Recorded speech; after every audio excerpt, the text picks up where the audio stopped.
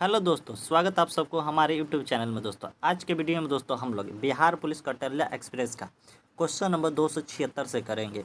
पिछले वीडियो में दोस्तों हम लोग क्वेश्चन नंबर 275 तक कर चुके हैं। अगर दोस्तों आप चैनल पर नए हैं तो पिछले वीडियो को देखने के लिए आपको वीडियो के डिस्क्रिप्शन में वीडियो का लिंक दिया है, वहाँ से जाकर आप देख सकते हैं। आइए बिना लेट के वीडियो को आगे बढ़ाते हैं। अगर दोस्तों आप चैनल पर नए हैं तो चैनल को लाइक करें, सब्सक्राइब करें, शेयर भी करें। तो आइए पहला क्वेश्चन देखते हैं। यानी 276 नंबर का रहा कि विकसित देशों में मुद्रास्फीति का आकलन किस आधार पर बनाकर किया जाता है। तो इसका सही आंसर क्या हो जाएगा? ऑप्शन बी यानी उपभोक्ता मूल्य सूचकांक यानी सीपीआई कहते हैं। वहीं दोस्तों अगर पूछते हैं थोक मूल्य सूचकांक आपको विकासशील देशों में देखने को मिलता है। यहाँ से दोस्तों हम लोग इकोनॉमिक्स का क्वेश्चन इसमें अब देखेंगे। जितने भी बिहार पुलिस में इकोनॉमिक्स मोस्ट इंपॉर्टेंट क्वेश्चन है उसको देख रहे हैं, ठीक है। तो आइए मुद्रास्फीति के बारे में हम लोग देखते हैं, मतलब इसका मतलब क्या होता है। तो दोस्तों देखेंगे मुद्रास्फीति। मुद्रास्फीति मतलब दोस्तों मुद्रा की मात्रा या प्रसार अधिक हो जाता है तो वस्तु की मात्रा या प्रसार क्या हो जाएगी? आपको कम हो जाएगा। अगर दोस्तों मुद्रा का मूल्य कम हो जाता है तो वस्तु का मूल्य में क्या होता है? वृद्धि हो जाती है। तथा वहीं दोस्तों आपको देखेंगे मुद्रा की क्रय शक्ति क्षमता कम हो जाता है तो वस्तु की क्रय शक्ति क्षमता अधिक हो जाता है। इससे लाभ देखेंगे मुद्रास्फीति में। यदि ऋणी वर्ग एवं देनदार वर्ग एवं डेबिटर क्लास को दोस्तों आपको क्या होगा? लाभ होगा। वहीं महाजन लेनदान वर्ग यानी क्रेडिएटर क्लास को आपको क्या होगा? हानि होगा। दोस्तों उपभोक्ता वर्ग को हानि तथा उत्पादक वर्ग को लाभ होता है। देखें दोस्तों आपको भारत में मुद्रास्फीति माप के आधार वर्ष दोस्तों कौन हो जाए ना 2011 से 12 को बनाया गया था तथा नया दोस्तों आपको 2022 से लेकर 23 को बनाया गया, जो 2026 से लागू होगा। आइए अगला क्वेश्चन देखते हैं। कह रहा कि 277 नंबर क्वेश्चन दोस्तों कि अवमूल्यन का अर्थ क्या है। तो इसका सही आंसर क्या है? मूल्यों में कमी हो जाएगा। ऑप्शन ए सही हो जाएगा। यानी डिविलेटर देखें दोस्तों, अवमूल्यन देखें तो जानबूझकर मुद्रा के मूल्य में कमी कर देना ही दोस्तों क्या कहलाते हैं? अवमूल्यन कहलाते हैं। इन्हें इससे दोस्तों आपको निर्यात यानी निर्यात में वृद्धि हो जाती है, आयात यानी इंपोर्ट में कमी हो जाती है तथा विदेशी मुद्रा भंडार में वृद्धि हो जाती है। वहीं दोस्तों आपको भुगतान संतुलन के प्रति कुल स्थिति में सुधार होने लगता है। आइए दोस्तों भुगतान संतुलन को देखते हैं। कितने प्रकार का होता है दोस्तों भुगतान संतुलन? तो ये आपको हो जाएगा 3 प्रकार के। पहला कौन हो जाएगा? संतुलित अवस्था तथा अनुकूलन अवस्था तथा प्रतिकूल अवस्था। संतुलित अवस्था में देखेंगे दोस्तों आपको आयात बराबर निर्यात होता है। वहीं अनुकूल अवस्था में दोस्तों आपको निर्यात ग्रेटर देन आयात होता है। वहीं प्रतिकूल अवस्था देखेंगे दोस्तों आयात ग्रेटर देन निर्यात होता है। इसमें देखें दोस्तों आयात बराबर खर्च या व्यय या निर्यात बराबर आय होता है। आरबीआई के द्वारा दोस्तों कहा गया है कि किसी देश के सभी नागरिकों का विश्व के सभी देशों से होने वाले सभी लिखित आय या व्यय का ब्यौरा बीओपी यानी भुगतान संतुलन कहलाता है। देखें दोस्तों आपको भारत में अब तक 3 बार मुद्रा का अवमूल्यन किया गया है। तो कौन कब? 1949 पहली बार, दूसरी बार आपको 1966 और तीसरी बार 1991 में किया गया था। क्वेश्चन नंबर 278 देखते हैं। कह रहा है कि दोस्तों बंद अर्थव्यवस्था से आप क्या समझते हैं? इससे वो दोस्तों होता है कि आयात और निर्यात बंद रहता है। ऑप्शन बी सही हो जाएगा। क्वेश्चन नंबर 279 देखते हैं। कह रहा है कि ग्रामीण बैंक का संस्थापक कौन था? इसका सही आंसर कौन हो जाएगा दोस्तों? मोहम्मद यूनिस। ऑप्शन ए से हो जाएगा। देखें दोस्तों आपको आरजी सुरैया समिति के सिफारिश पर आपको 2 अक्टूबर 1975 को आरआरबी यानी रीजनल रूरल बैंक यानी क्षेत्रीय ग्रामीण बैंक की स्थापना किया गया था। आइए कुछ बैंक का भी स्थापना देख लेते हैं। देखें दोस्तों आपके यहाँ पर नाबार्ड यानी national bank for agriculture and rural development यानी राष्ट्रीय कृषिकृत एवं ग्रामीण बैंक विकास बैंक, इसकी स्थापना दोस्तों देखेंगे आपको 12 जुलाई 1982 ईस्वी को किया गया था। शिवरामन समिति के सिफारिश पर किया गया था। यह बैंक दोस्तों आपको एक वित्तीय संस्था है। इसका हेडक्वार्टर दोस्तों आपको कहाँ है? मुंबई में है। आइए देखते हैं दोस्तों आपको एसबीआई। देखें दोस्तों आपको एसबीआई का पूर्व नाम आपको क्या था? Imperial bank of India. इसकी स्थापना 1921 में हुई थी। वहीं देखेंगे दोस्तों आपको गौरवाल समिति के सिफारिश पर इंपीरियल बैंक का राष्ट्रीयकरण 1 जुलाई 1955 ईस्वी को एसबीआई के नाम से किया गया। यह दोस्तों भारत का सार्वजनिक क्षेत्र का सबसे बड़ा बैंक है। वहीं देखेंगे दोस्तों आपको एसबीआई को राष्ट्रीयकृत बैंक की श्रेणी में नहीं रखा जाता है, क्योंकि राष्ट्रीयकृत बैंक उसे कहा जाता है जिसका राष्ट्रीयकरण 9 जुलाई उनहत्तर या 15 अप्रैल 1969 को हुआ था। सॉरी दोस्तों, यहाँ 19 जुलाई हो जाएगा। ठीक है दोस्तों, 19 जुलाई 1969 को आपको 14 बैंकों का राष्ट्रीयकरण किया गया था। 15 अप्रैल 1919 को दोस्तों आपको 6 बैंकों का राष्ट्रीयकरण किया गया था। वर्तमान में दोस्तों अगर पूछ दे भारत में कितने राष्ट्रीयकृत बैंक है, तो आपको दोस्तों कितने 12 राष्ट्रीयकृत बैंक है। ठीक है, आगे देखेंगे दोस्तों। इससे दुबे समिति की सिफारिश से दोस्तों आपको सेबी की स्थापना 1988 में हुआ था। इस सेबी की हेडक्वार्टर दोस्तों कहाँ हो जाएगी, मुंबई में। दोस्तों सेबी जो है आपको भारतीय प्रतिभूति विनियामक बोर्ड यानी security exchange board of India, इसका फुल फॉर्म होता है सेबी का। इससे दोस्तों हम लोग वैधानिक मान्यता इसे वैधानिक मान्यता दोस्तों 1992 ईस्वी में मिला तथा दोस्तों संसद में एक प्रस्ताव लाकर वैधानिक मान्यता दिया जाता है। मल्होत्रा समिति के सिफारिश पर समिति के सिफारिश पर 1999 ईस्वी में इरडा यानी इंश्योरेंस रेगुलेटरी डेवलपमेंट अथॉरिटी की स्थापना किया गया था, यानी बीमा विनियामक विकास प्राधिकरण की स्थापना। दोस्तों 2014 में इसका नाम बदलकर इरडाई हो गया। इसका हेडक्वार्टर कहाँ हो जाएगा, आपको हैदराबाद में इरडाई का हेडक्वार्टर है। यहाँ देखें दोस्तों आपको राष्ट्रीय आय बराबर यानी राष्ट्रीय आय का आंकड़ा यानी SCO के द्वारा जारी किया जाता है तथा वहीं दोस्तों आपको बेरोजगारी एवं गरीबी का आंकड़ा दोस्तों NSSO के द्वारा किया जाता था पहले। वहीं दोस्तों आपको 2019 में CSO तथा NSSO को मिलाकर आपको क्या बना दिया गया, NSO बना दिया गया मुंबई में दोस्तों।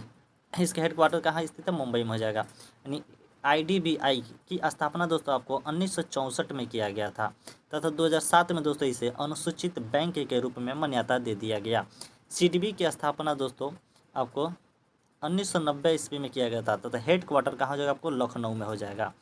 RBI की स्थापना दोस्तों देखेंगे RBI की स्थापना पहला हिल्टन यंग समिति के सिफारिश पर किया गया था। स्थापना इसका दोस्तों 1 अप्रैल 1935 ईस्वी को किया गया था तथा इसका राष्ट्रीयकरण आपको 1 जनवरी 1949 ईस्वी को किया गया था तथा RBI का हेडक्वार्टर दोस्तों आपको मुंबई में स्थित है। ठीक है, आइए क्वेश्चन नंबर 280 देखते हैं। 280 नंबर क्वेश्चन का है कि सुमेलित करना है। तो प्रथम पंचवर्षीय योजना दोस्तों कब हो जाएगा, 1951 से लेकर 56 तक ईस्वी हो जाएगा प्रथम पंचवर्षीय योजना। ठीक है, वहीं यहाँ देखेंगे दोस्तों आपको दे रहा है चतुर्थ वार्षिक योजना।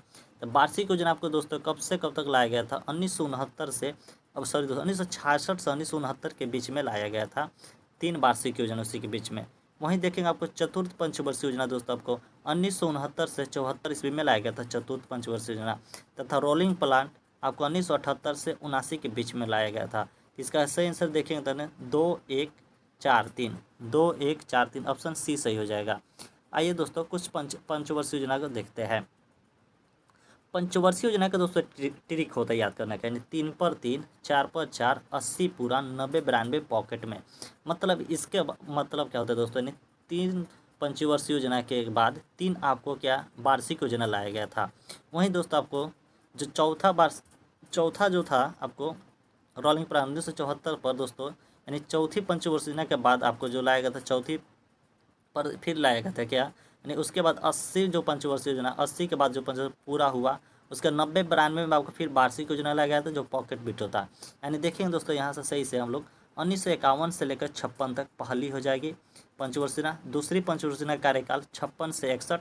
तीसरी पंचवर्षीय योजना 1961 से 66 तथा तीसरी पंचवर्षीय योजना के बाद दोस्तों आपको 3 वार्षिक योजना लाया गया था। यानी 1966 से लेकर 1969 के बीच में 3 वार्षिक योजना था, यानी 66 से 67, 67 से 68 तथा 68 से 69। ठीक, वहीं देखेंगे बाद चौथी पंचवर्षीय योजना दोस्तों आपको 1969 से लेकर 74 तक चला तथा 1969 से 74 तक चला था। चौथी जो पाँचवीं जो पंचवर्षीय योजना दोस्त आया वो 5 वर्ष के ना होकर बाकी 4 वर्ष के हुआ, 1974 से लेकर 78 तक हुआ था तथा उसके बाद दोस्तों 1978 से 79 तथा 79 से 80 2 रोलिंग प्लान लाया गया था तथा छठी पंचवर्षीय दोस्तों 1980 से 85 तक लाया चला तथा सातवीं पंचवर्षीय दोस्तों आपको 1985 से 1990 तक चला तथा उसके बाद दोस्तों 90 से 92 के बीच 2 वार्षिक योजना लाया गया था, यानी योजना अवकाश लाया गया था।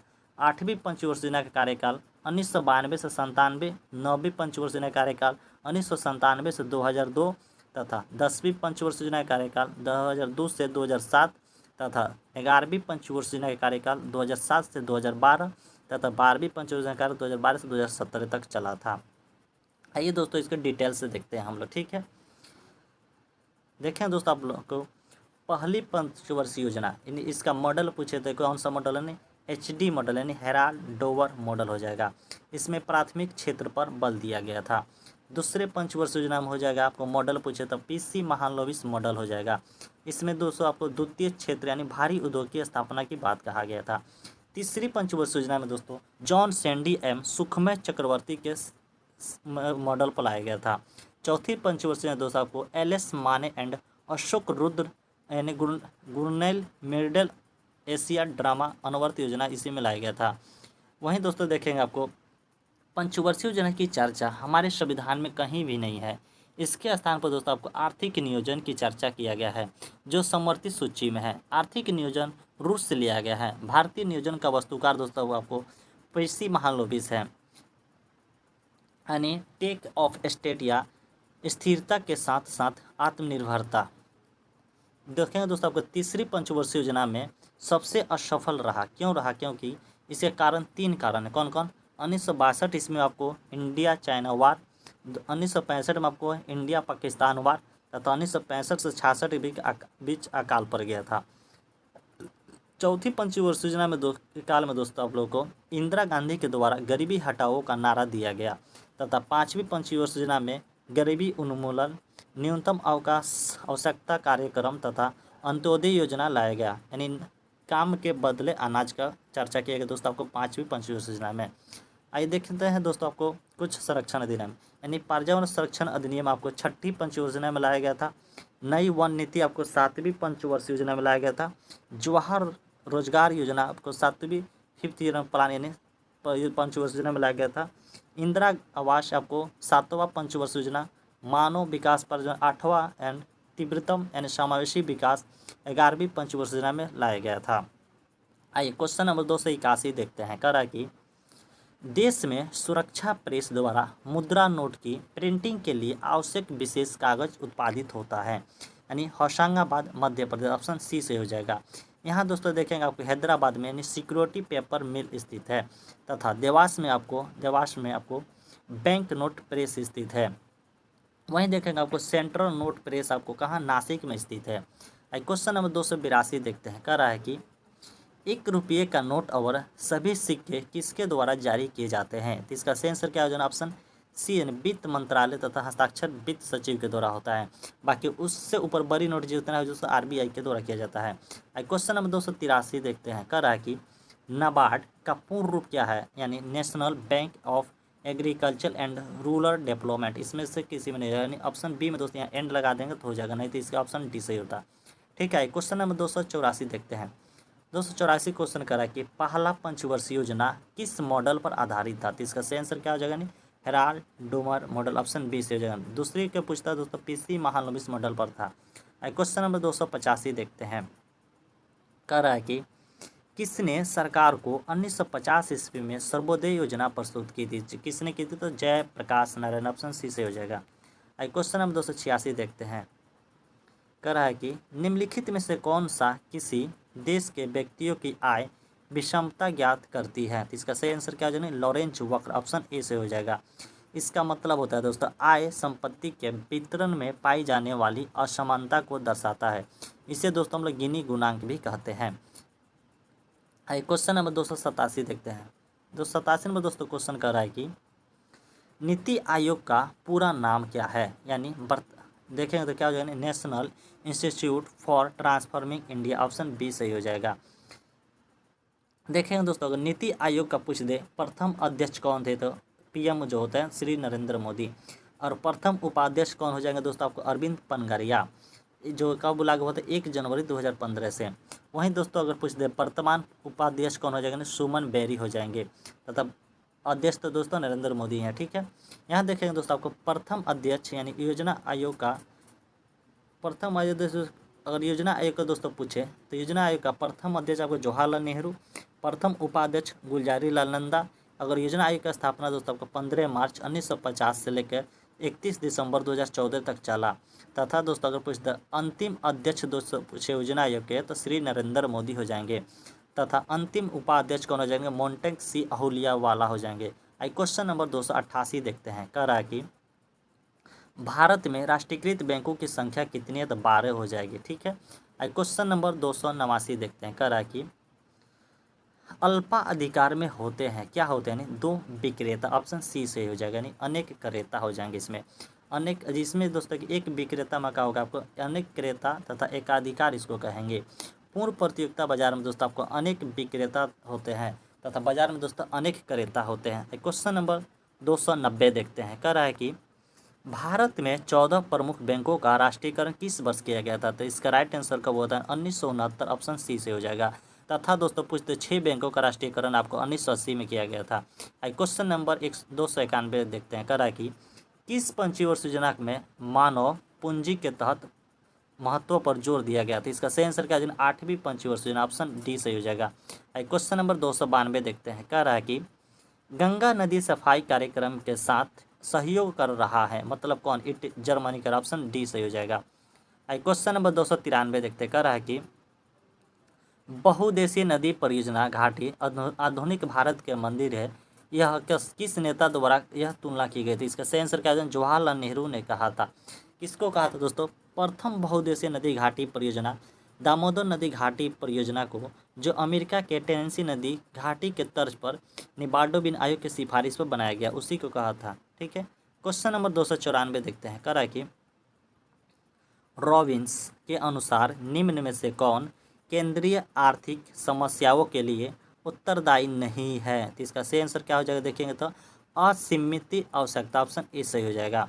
देखें दोस्तों, आपको रॉबिन्स का कहना था कि अर्थशास्त्र दुर्बलता का विज्ञान है, तथा दोस्तों आपको मार्शल ने कहा था कि अर्थशास्त्र भौतिक कल्याण का विज्ञान है, तथा एडम स्मिथ ने कहा था कि आपको अर्थशास्त्र धन का विज्ञान है, तथा सैमुअल्सन ने दोस्तों कहा था कि अर्थशास्त्र आर्थिक विकास का विज्ञान है। वहीं दोस्तों आपको कपिल आर्यन ने कहे थे कि अर्थशास्त्र सुख के संसाधन का विकास है। क्वेश्चन नंबर 295 देखते हैं। कह रहा है कि दोस्तों निम्न में से कौन सा संबंध सही नहीं है? तो इसका सही आंसर क्या हो जाएगा? नहीं, कह रहा है कि GNP मार्केट प्राइस बराबर NDP मार्केट प्राइस प्लस मूल्य ह्रास प्लस विदेशों से आय शुद्ध, ये तो दोस्तों आपको सही है। इसमें देखें दोस्तों आपको ये दोस्तों ऑप्शन बी गलत हो जाएगा। यहाँ पर देखेंगे ऑप्शन सी का कि दोस्तों NDP market price equal to GDP बराबर M मार्केट प्राइस माइनस मूल्य ह्रास प्लस विशुद्ध परोक्ष, ये दोस्तों आपको सही है। यहाँ दोस्तों ऑप्शन डी का कि NNP मार्केट प्राइस बराबर GNP, यहाँ फैक्टर कस देते, इसके बदले का मार्केट प्राइस माइनस मूल्य ह्रास प्लस विशुद्ध प्रक्षोभ कर हो जाएगा। ऑप्शन ई भी दोस्तों गलत है तथा ऑप्शन बी भी गलत है, यानी ऑप्शन इसका राइट आंसर BMD सही हो जाएगा, यानी ये दोनों आपको गलत है। क्वेश्चन नंबर 296 से देखने से पहले ही देख लेते हैं। ठीक है, यानी GDP बराबर क्या होता है? आपको NDP प्लस मूल्य ह्रास होता है, तथा GNP बराबर क्या होता है? यानी GDP plus X minus Y होता है, जिसमें X आपको क्या है? यानी एक्सपोर्ट है, तथा Y क्या है? इम्पोर्ट यानी आयात है। ये दोनों दोस्तों आपको यानी X माइनस Y आपको विदेशों से प्राप्त कुल विशुद्ध आय को ही क्या कहते हैं? आयात माइनस निर्यात का अंतर होता है, यानी NDP प्लस मूल्य ह्रास होता है, यानी NDP बराबर GDP माइनस मूल्य ह्रास, तथा GNP बराबर NNP प्लस मूल्य ह्रास, तथा NNP बराबर GNP माइनस मूल्य ह्रास होता है। ठीक है। क्वेश्चन नंबर 296 देखते हैं। कह रहा है कि निम्न में से कौन सा सकल राष्ट्रीय यानी उत्पाद का सही सूत्र है? इसका सही आंसर क्या हो जाएगा? GNP बराबर GDP plus X minus M, GNP plus M बराबर GDP प्लस X, तथा GNP माइनस GDP बराबर X माइनस M। इस तरह ऑप्शन डी दोस्तों सही हो जाएगा, यानी सभी सही है इसमें से। क्वेश्चन नंबर 297 देखते हैं। कह रहा है कि ONGC का मुख्यालय कहाँ है? इस तरह राइट आंसर इसका ऑप्शन ए यानी दिल्ली में स्थित है, जिसकी स्थापना दोस्तों 1956 में किया गया था। क्वेश्चन नंबर 298 देखते हैं। कह रहा है कि रिजर्व बैंक ऑफ इंडिया की स्थापना कब हुई थी? तो ऑप्शन ए इसका ए यानी 1935 ईस्वी में हुई थी। क्वेश्चन नंबर 299 देखते हैं। कह रहा है कि भारत में पहली आर्थिक जनगणना कब की गई थी? इसका सही आंसर क्या हो जाएगा? 1977, ऑप्शन ए सही हो जाएगा। तथा 1978 में दोस्तों आपका 44वें संवैधानिक संशोधन द्वारा 31वें अनुच्छेद 31 तथा 19 के फर्स्ट के एफ को दोस्तों ने संपत्ति का अधिकार तथा संपत्ति अर्जित करने का अधिकार को समाप्त कर दिया गया। इसको दोस्तों 300 के क में विधिक अधिकार बना के डाल दिया गया उसमें। ठीक है। क्वेश्चन नंबर 300 देखते हैं। कह रहा है कि जब वस्तु की कीमत बढ़ने पर कुल व्यय बढ़े तो मांग की कीमत लोच होगी। इसका सेंसर क्या है, इकाई से अधिक, ऑप्शन बी से हो जाएगा। इस तरह दोस्तों हम लोगों का इकोनॉमिक्स का क्वेश्चन कंप्लीट हुआ। इसके बाद से दोस्तों हम लोग अब ज्योग्राफी का क्वेश्चन देखने वाले हैं। पिछले वीडियो में दोस्तों हम लोगों ने हिस्ट्री तथा पॉलिटी का क्वेश्चन कर चुके हैं। ठीक है दोस्तों, अगर आप हिस्ट्री, पॉलिटी और इकोनॉमिक्स पॉलिटी का क्वेश्चन देखना चाहते हैं तो वीडियो के डिस्क्रिप्शन में पार्ट 1 और पार्ट 2 और पार्ट 3 पार्ट 4 करके वीडियो का लिंक दिया है, वहाँ से जाकर आप देख सकते हैं part by part. Thank you दोस्तों, मिलते हैं अगले वीडियो में। अगर वीडियो अच्छा लगे तो वीडियो को लाइक, सब्सक्राइब, शेयर भी करें।